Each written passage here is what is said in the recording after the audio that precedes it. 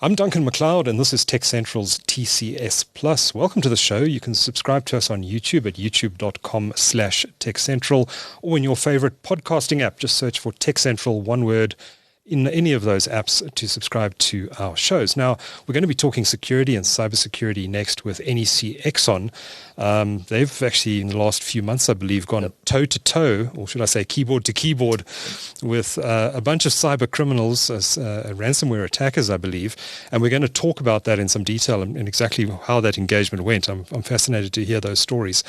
But before I do that, let me introduce my guest in the studio from NEC XON, and that's Armand Kruger. He's head of cybersecurity at the company. Armand, welcome, and thanks for making the time to talk to TechCentral. Sure. Great. I think everyone's heard of NEC Corporation of Japan.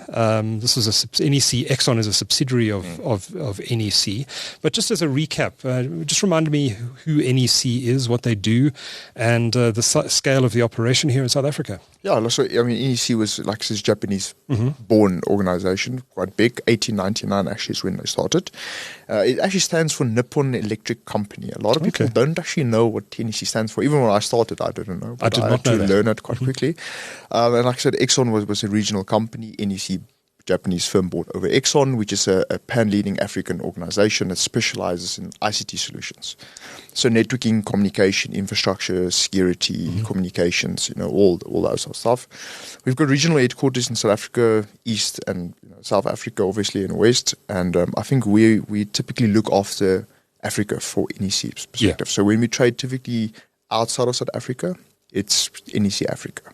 But obviously we kept the local name due to XON, due to local relations and South African regulations. Okay, and that name it's a brand that's established. It's just the established brand, in the local market. So who was XON? When did this acquisition by NEC happen? Well, it's a systems integrator. So it's actually a systems integrator, and they were doing typically what they do now. We just wasn't backed really by a global corporation such as NEC from Japan. So it remained a systems integrator. I think the acquisition started in 2016, and I think it was finalized, if I'm correct, 2019, 2020-ish. Okay. Yeah. Okay, and but it takes usually time with these acquisitions, especially from a Japanese company, to learn the local market, the culture. Yeah. And so on. Yeah. Interesting. So the XON name, does that stay permanently, or does it become NEC at some point? So far, yes, but we'll see when the trademark comes to its point what the leadership would decide around that.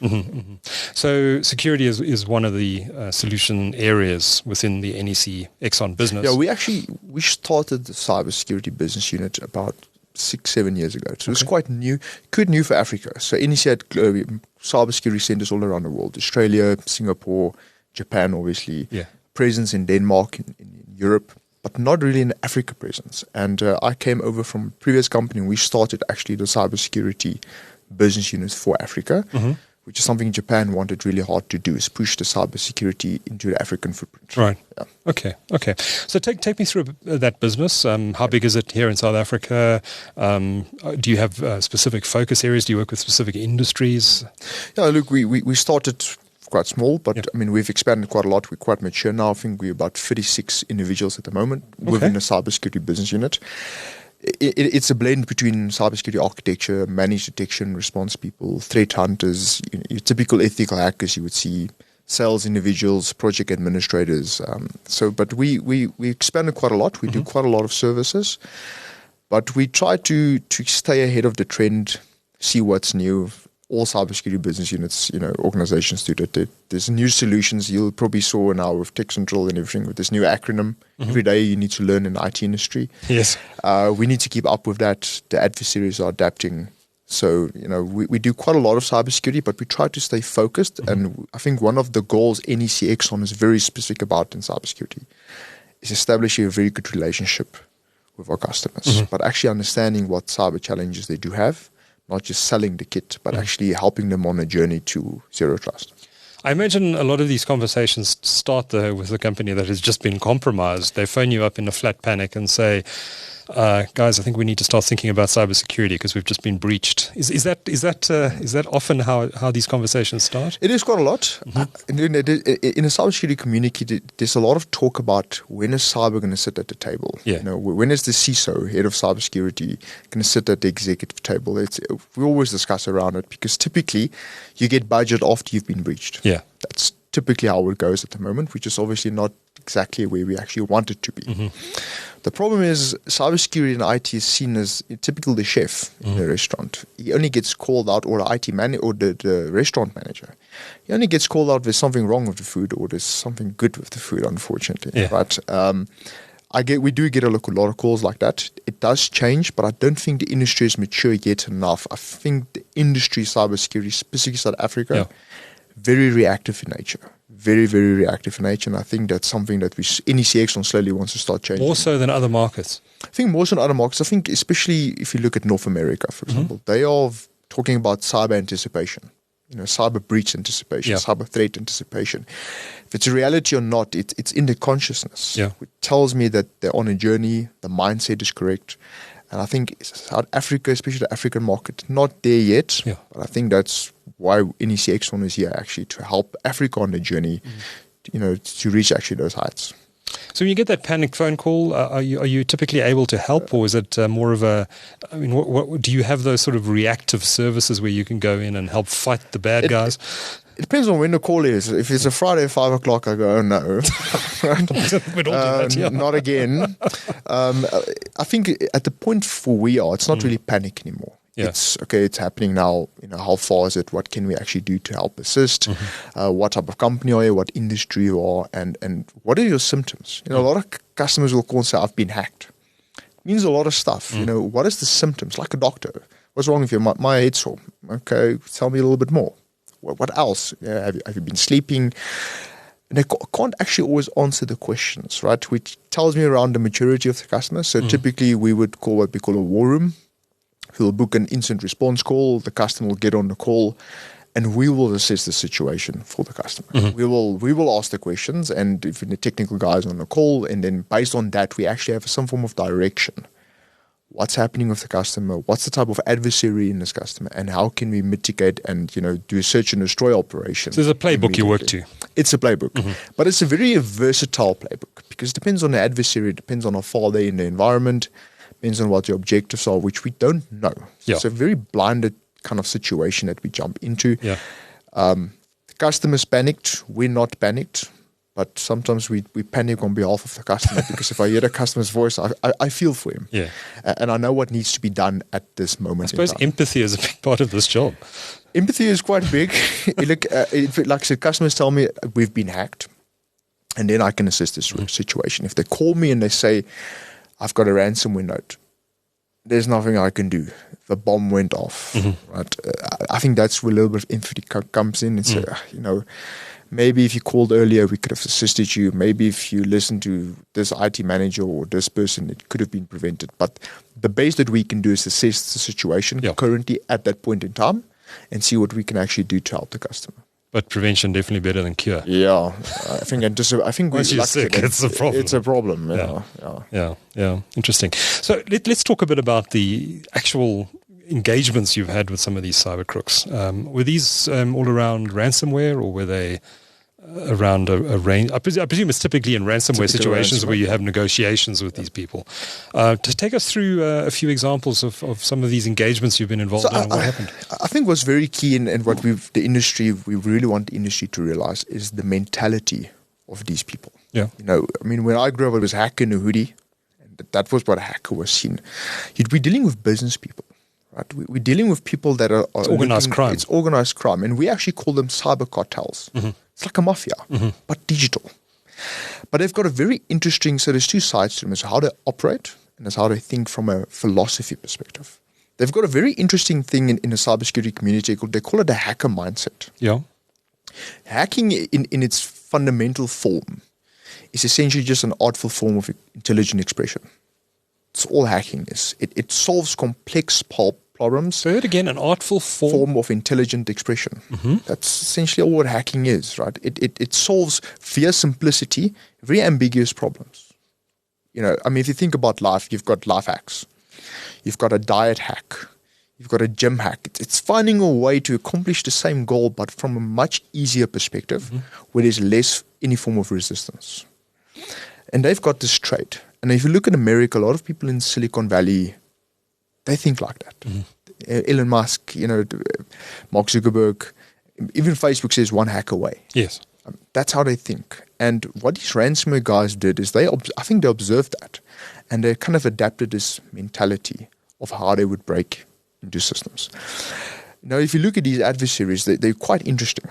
So a lot of them reside in Russia, but they're all around the world. But a lot of the big ones typically reside in Russia. Why is that? I think they're protected. I think they're quite protected because there's an ongoing war between the West and Russia, and it's been ongoing since the Soviet collapse. Yeah. Right? But now with sanctions at the Ukraine war, they're even more protected.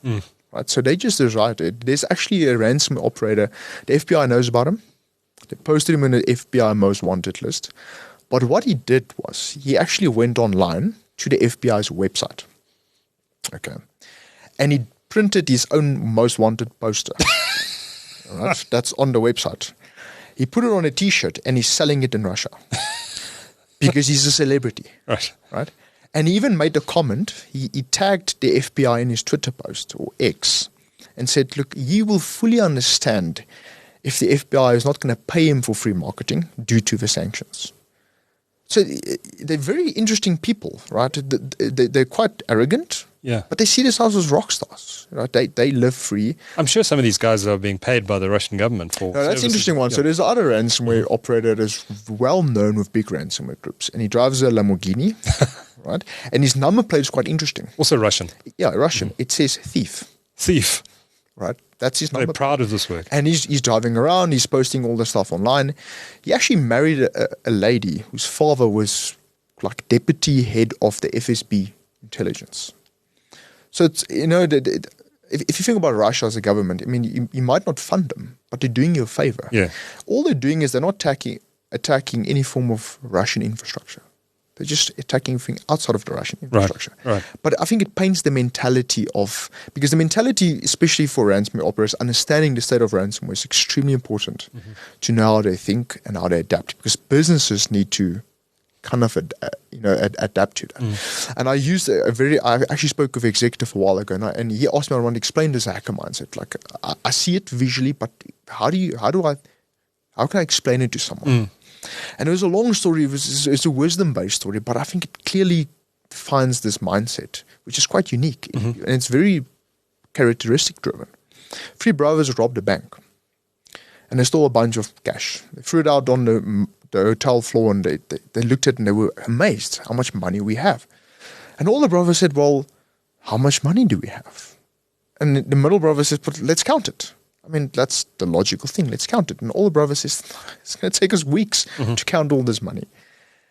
And the younger brother, just standing in a corner, having the hacker mindset, simply said a very simple sentence that shocked everybody, but I think it explains it. Is he said, why do you want to count it? They are going to tell us tomorrow on the news how much money we stole. Because they're most likely going to say $5 million stolen from Bank X. So why do you want to count? Let them count. Right? Work smart. And that's that hacker mindset. It's quite unique. And they're leveraging this when they breach, particularly organizations. Like I said, how they operate. And I think that paints the picture, who's the adversary. Yeah. And I think that is a very vital thing. We need to know who we're dealing with. It's not a hack in a hoodie. It's business people. And that person you deal with, that hacker that you deal with, whoever it is at the other end of the keyboard, is probably not the boss. No. So how do they typically operate from an organizational perspective? It sounds quite weird because we're building an organogram of a criminal. It's a mafia. Like a cartel, right? Yeah. So that's literally how it is. So I have what's called affiliates. So there you have a model what's called ransomware as a service. So the boss sits somewhere. He develops the infrastructure. He does the marketing. He does the organizational vision and strategy, which sounds quite weird, but they actually do that. Yeah. And they get affiliates. And affiliates typically would hack into organizations from a hands-on keyboard perspective, breach the organization, steal their data, and actually ransom the company. And they go back to the boss or the line of communication they currently actually have and say, we've got a new victim, here's the money. And the ransomware boss takes 50% and the affiliate gets 70%. Do the guys actually doing the hacking know who the boss is? Or is that all masked? They claim they don't. Okay. But I think it's room for debate around that. I think a lot of them might say they don't, but they are actually the boss. But it's a method of deception. I think it's quite something to think of. And typically when you see on the news, you see the videos and they see how they rob or they actually catch these ransomware groups. Yeah. It's typically the affiliates. It's not the boss. They get found 20 cell phones, SIM cards, piles of cash, which is quite interesting because it goes into the money laundering, industry, which definitely it's a beast on its own. It's a mafia, so it's probably linked to all sorts of other things, drug dealing. It's very linked to physical crime as well, right? Because murder. I'm a digital criminal, but I've heard someone knows how to get cash. So I give him the Bitcoin, he keeps 50% of it, and he says, there's the location, there's a couple of bags, pick it up. Don't ask me where I get it, just take it and go. And it's very interesting. It's very entangled. And I think authorities are having a bit of a problem untangling this because it's such a fast-growing, it's probably growing faster than silicon startups, which says a lot. And in South Africa, where we know law enforcement is not as strong as it is in Europe and the US, are we starting to see these gangs emerge locally, or is it still very much a Russian thing? I think it's still global. Okay. I don't think the operators itself reside in South Africa. But what we do see, what we have observed before, we have what's called initial access brokers. So it's part of the digital ransomware economy, the ecosystem. They typically do like phishing campaigns with the intent of gathering credentials. And they are actually selling those credentials. Like you go and take a lot and you say, add to cart for my new TV. People out there go add to cart for credentials, right? There's actually something called credential trading. Right. Buying passwords, buying IDs. You auction it, right? And I think depends on type of organization. And NEC XON and what we have observed before, I think we have probably good suspicion that there's a lot of initial access brokers in South Africa. A lot of what, sorry? Initial access brokers that are part of this digital economy. Okay. And ransomware affiliates and groups typically buy the credentials from them because they already did the groundwork. I just buy the credentials and infiltrate the organization. I make money. I go on with life. I think South Africa has quite a few initial access brokers. I'm not certain about ransomware operators could be, but not from what we in NEC XON and myself have seen. What's the reason for that? Is it because in Russia there are so many programmers and people who've been educated in that field and go into that as a career versus a country like South Africa? I think it sparks interesting conversation around that. We don't really know. Like I said, it's Iran, it's Russia, it's China. There's a lot of big... China as well. And I mean, sanctions are protecting them, right? How often is it state-sponsored? Debatable, but I think a few. I think there's a few. I think if you look like the Colonial Pipeline, it was in America. I mean, they paid $5-6 million. They had no choice to pay. Fuel stops into the country. And I think what probably happened is I think the ransomware operators, if I was a ransomware operator, it is definitely not something I would ransom because the amount of attention it's going to draw on and the side effect of that was all these agencies, CIA, FBI, they never worked together, but they actually work together now. I mean, that is a side effect. Did they nail the guys behind there? They did catch them. Oh, did they? So with a lot of pressure on Putin before the Ukraine conflict with Russia, they actually caught them in Russia and they found millions of dollars. But then again, after they caught them, there was nothing heard of them ever again. Okay. So were they really? So either they blew up in a helicopter crash, or they died somewhere, or they just disappeared from the earth, or they were employed. And maybe by the Russian state. Maybe getting funded to say, continue what you're doing. Because, I mean, if you're Russian government and propaganda is your main priority, I think you could use people like that currently. Yeah. For the current state of the world. So you've actually engaged with these ransomware attackers. What do you advise companies that have been the victim of a ransomware attack to do? Does it ever make sense to actually pay the ransom to get your data unlocked? And if you do, what chances are of your data you're actually getting the password or the key to unlock that data? I think a lot of businesses are still in the blur around ransomware. So they don't have a formal policy in place to deal with it. And I think what the big problem with organizations is ransomware is the piece of malware that encrypts your files. Yeah. But it doesn't infiltrate your organization. Yeah. Right? Threat actors, ransomware operators, ransomware affiliates breach your network. Yeah. So you typically read an article today. A company was ransomed, right? But they've been in it for 6 months. Okay, but that's the problem. That's the problem. Like, you woke up and you saw a ransomware note. That's the impact of the bullet that was already fired from the gun. Yeah. How did the gun get in there, right? A lot of companies don't focus on that. And sometimes it's the first time they know that they have. It's the first time they know they've been breached. Yeah. And that is a big problem. Because what I've seen happen so far is, and it's good, because the normal reaction from companies is, I need a backup solution. Yeah.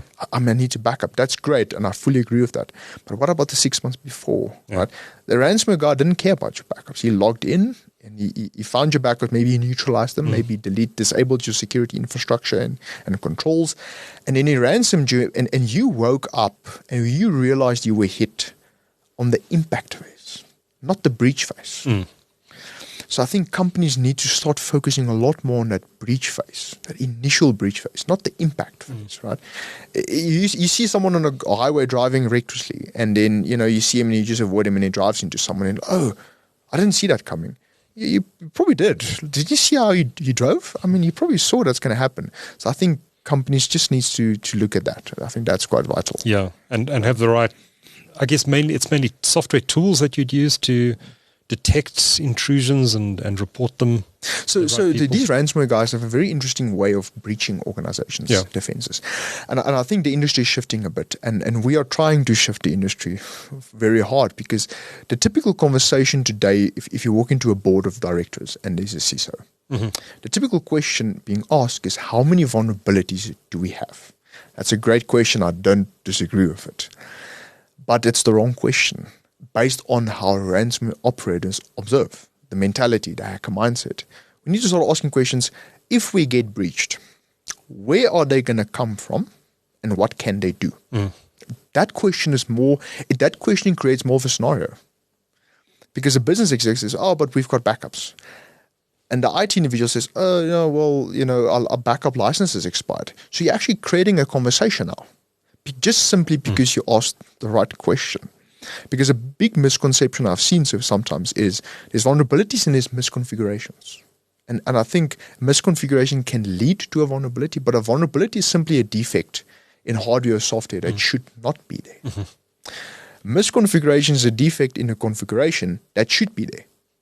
The configuration should actually be there.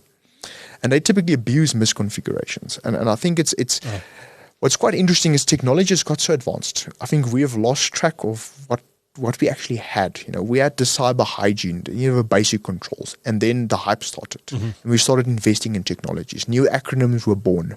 New acronyms were born out of the acronyms that were born. and we're involved in this industry, which is very great. But what the ransomware guy is looking at is saying, but your focus is on all these nice controls. I'm going to look for the crack. I'm just going to slip through the crack. The path of least resistance. That is the philosophy that they live by. I suppose another important question is to ask is how do I know whether or not they're in my system? That's the big question. That's have they actually breached me and I don't know about it? How do you answer that question? Very difficult. And I think the problem comes in there's a couple of stuff. Customers typically organizations don't have visibility. Yeah. Right? But I don't think they don't have visibility of their perimeter.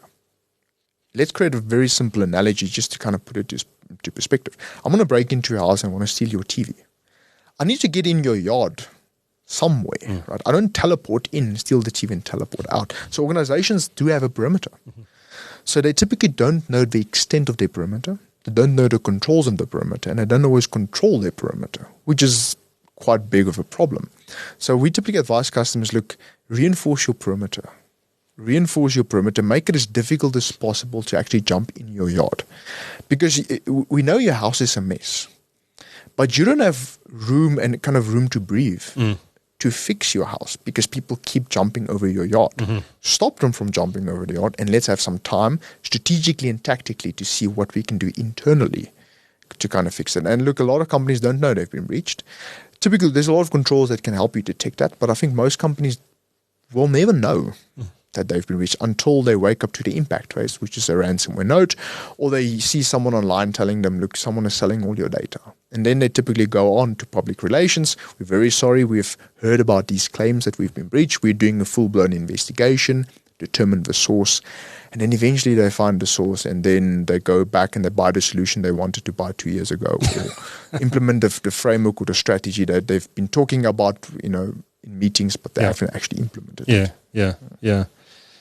Just to come back to ransomware, and a company that's received one of these ransomware notes and now sitting with all the company data that's been encrypted and no way of restoring it from a backup. What is the best practice case there? What do you do? Do you negotiate with these guys? Do you pay the ransom to get that data back? Do you risk that?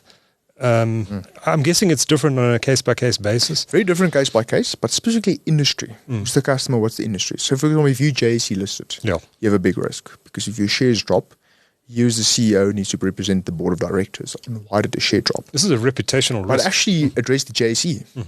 What happened to your shares? Because you're affecting the economy and third-party investors that are critical to the economy. It's quite interesting how they operate, like I said, from a negotiation perspective. There was a school, which we won't name, that got hit with ransomware. A school, right? By a well-known ransomware operator group called Lockbit, which is actually one of the biggest at the moment, which was quite interesting on why they would hit a school. But anyway, and they asked for $2 million. And the IT manager, unfortunately, they couldn't recover. They lost all their recovery. And he went on the chat, like he would WhatsApp someone, and he said, look, we don't have $2 million. We've got $200,000, but we don't. That's all we have. That's all that we can actually give you. And the ransomware response was quite interesting. He said, no. You don't fully understand. I worked very hard to break into your network. I deserve my $2 million. And you go back and you think about it, it's like, are you crazy? How can you say such a thing?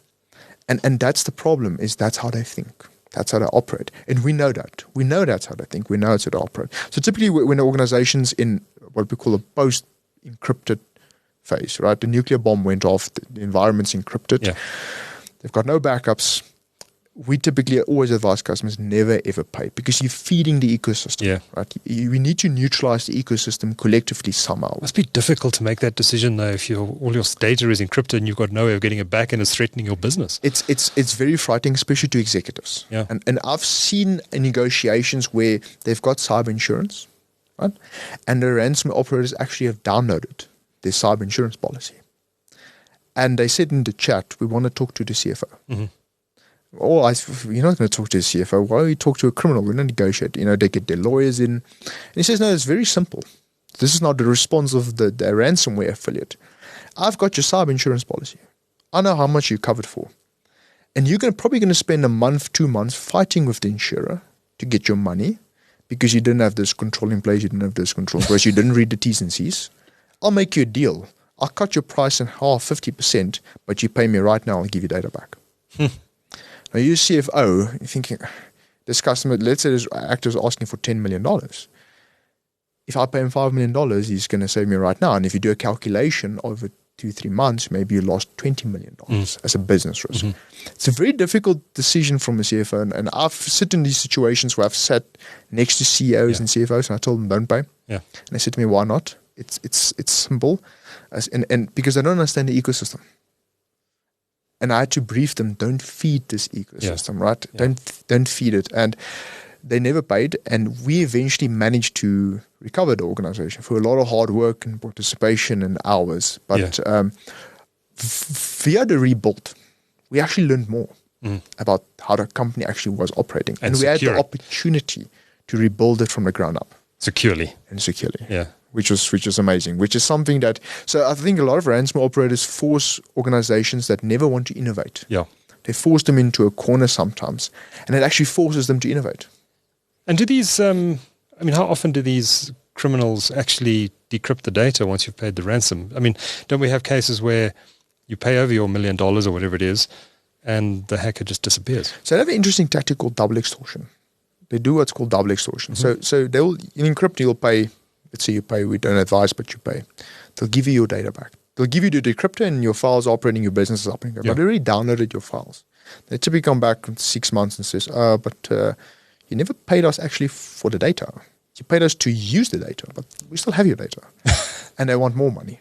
And otherwise they leak it. Otherwise they're going to leak it, or they're going to sell it to different ransomware operators. They're going to sell it intellectual property to your competition. Which is very difficult, right? That's why typically when we detect human-operated ransomware in a customer's environment, hands-on keyboard activity, we make the assumption data has been stolen. Most likely.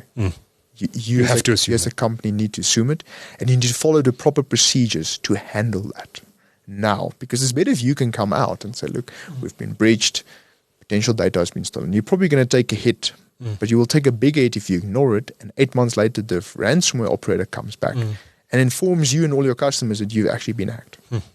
It's like a hostage situation. It's a hostage situation. I remember sitting next to someone on a plane. I think it was a flight back from Europe about 10 years ago. So he was a really interesting guy. He was a hostage negotiator. Oh, works for businesses, and I think mainly businesses around the world. And he gets called in. He was just returned from a hostage situation where he is the chief negotiator. He goes in, he works with the family, the friends of the family, and he lives with them until that hostage is released. I'm just wondering if there's a career category perhaps emerging in cybersecurity where you have a chief negotiator who comes in and sits between the company and the criminals and actually has a similar sort of, I mean, it's obviously not people involved, so it's not quite as serious, but it's still a very serious situation. Yeah. Is that a job position that's starting to... There is actually those job, but it's on the wrong side of the fence. So ransomware operators are hiring negotiators. Oh my good to grief. Negotiate with companies because companies don't want to pay. So I know it is a Kira ransomware group who's quite well known, and there was one called Netwalker, which is quite well known. Yeah. They actually on their website post jobs. You can earn up to $1 million a month, right? They posted HR positions, developers, and I've seen negotiator jobs, and actually demand that you've got police experience. Good grief! So who's ahead? We are with them, right? It sparks interesting conversation, but it shows you the maturity of the ecosystem. Yes, and how they're maturing, because obviously they realized, okay, well, we've been negotiating with all businesses. They refuse to pay. Because either they followed their backup strategy, which was quite resilient and robust. Yeah, we've got a problem, and it just shows you how they innovate. And they said, "Well, I'm going to hire a proper ransomware negotiator to negotiate with this business, so I can get my money," which is quite interesting. Fascinating. No, it's terrifying. No, it's terrifying, but it's the world we are quite norm to. Right. So when I typically talk to executives and I tell them about this, they're quite shocked. Right? Like, is this my adversary? I said, that's exactly your adversary. Yeah. That's why you need to think like them, understand how the ecosystem work. And whatever you invest in from a security perspective, the trajectory of your cyber investment needs to be very core and focused on neutralizing that ecosystem. Yes. As much as possible. Armand, before I let you go, let's talk a bit about what can be done about this problem, which and it seems to me through this discussion that it's going to continue getting worse just because there is so much money to be had at the end of the day, I guess. But what can the IT industry broadly do to perhaps start to address this threat, and particularly around ransomware? Is there more that software companies can do? Is there more that hardware companies can do? And companies like NEC XON and others in this space, what do you think? I mean, it's a war going on out there. Yeah, it's a digital battlefield. Do we need to use bigger weapons? Yeah, I think we need to get the cavalry, right? So that's what we need to do. I think if you look at how they operate, powerful stress systems, right?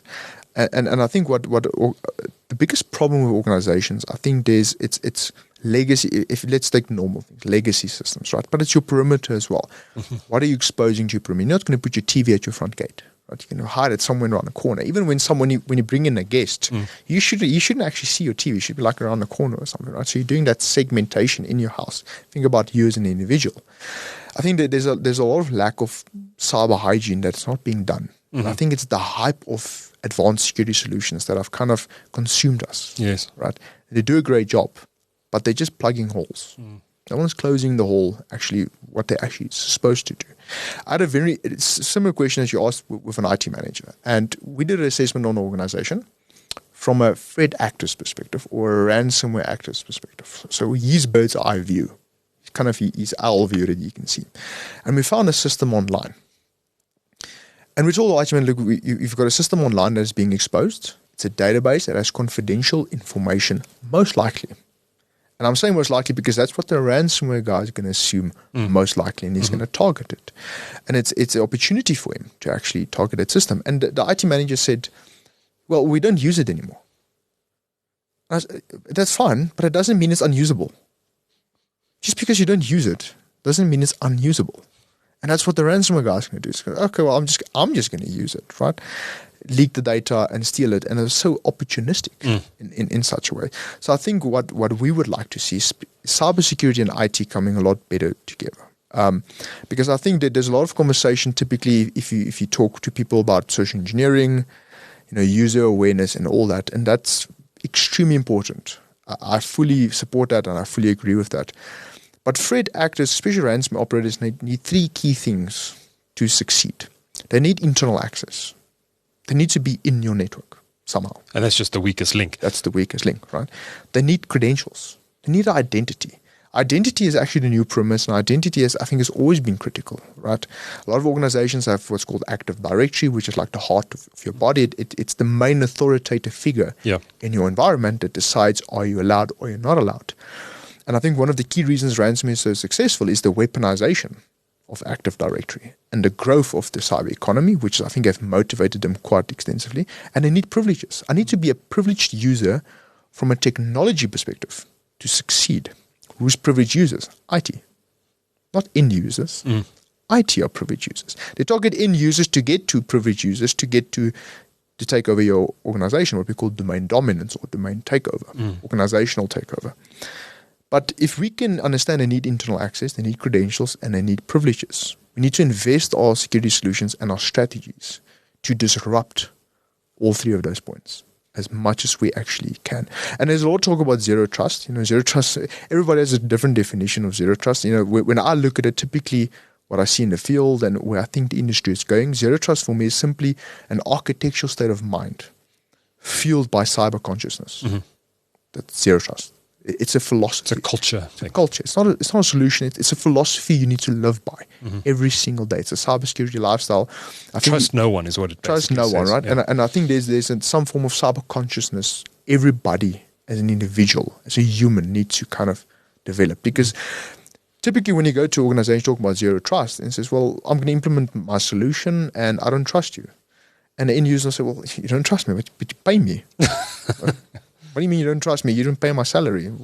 So I think culturally we need to change people's perspective. And I think you as an employee, people will always hear cybersecurity is everybody's responsibility, which is absolutely true. But we need to trigger that cyber consciousness in each employee.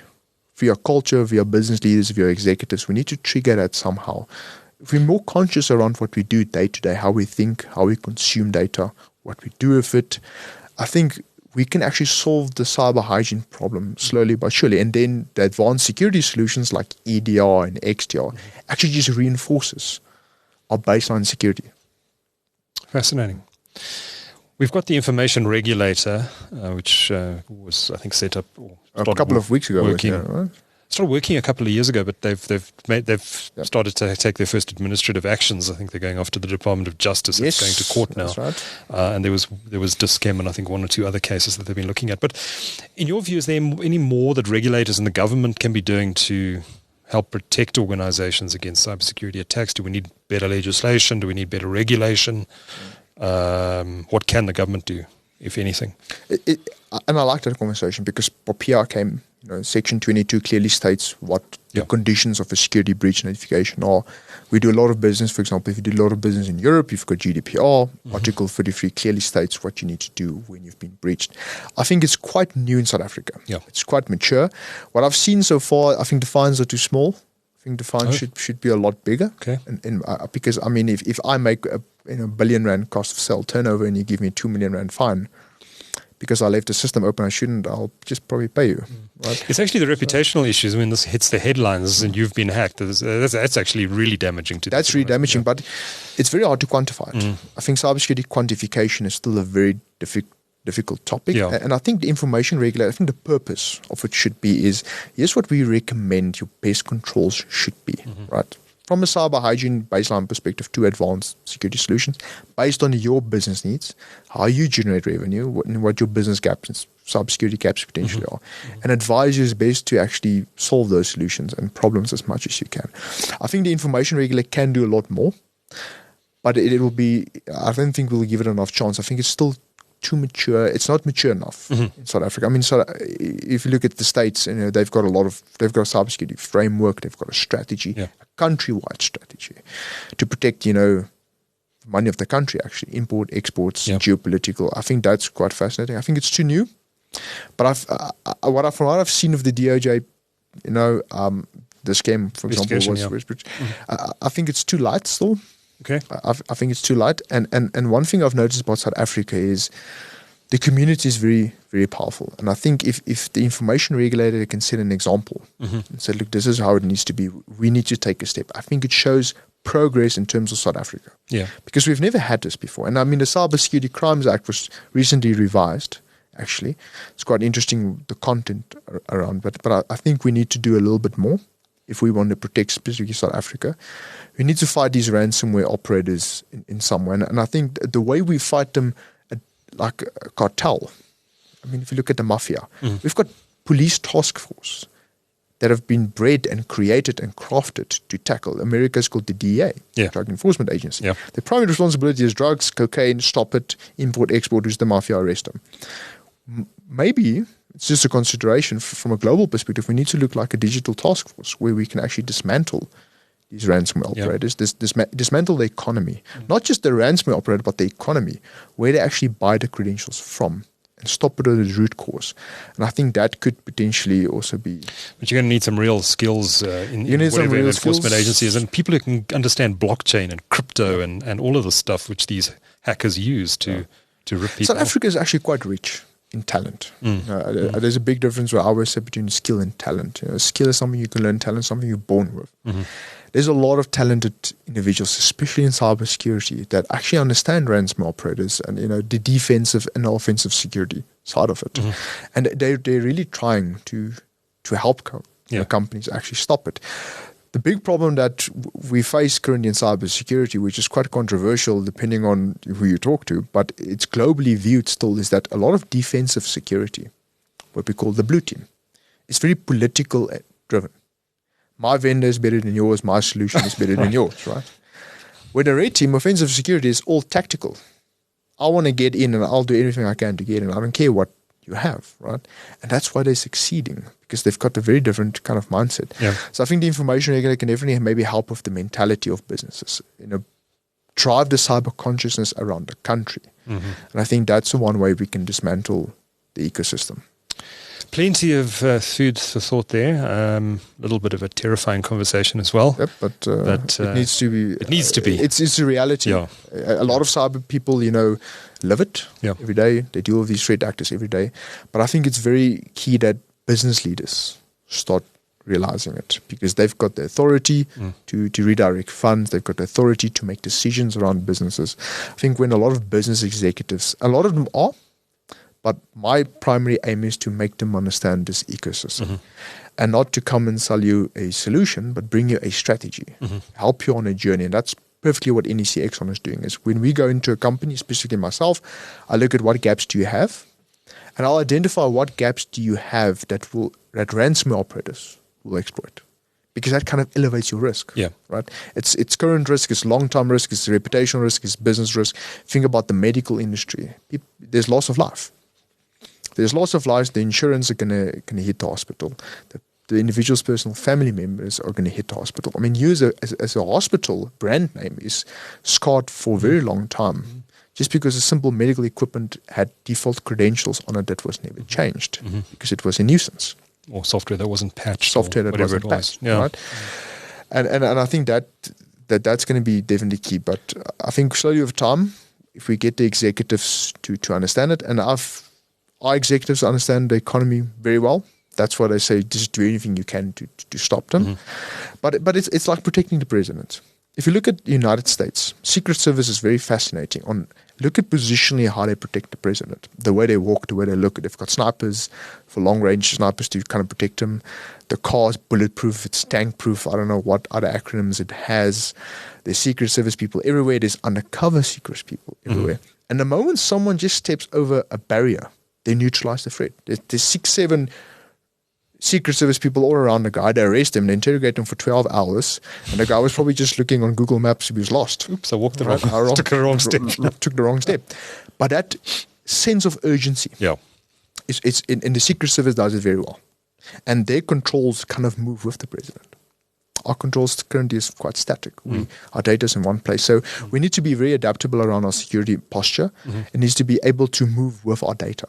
But I think that sense of urgency, if business leaders can adapt that sense of urgency and say, look, we need to stop this. That's what NEC XON does. We go to companies.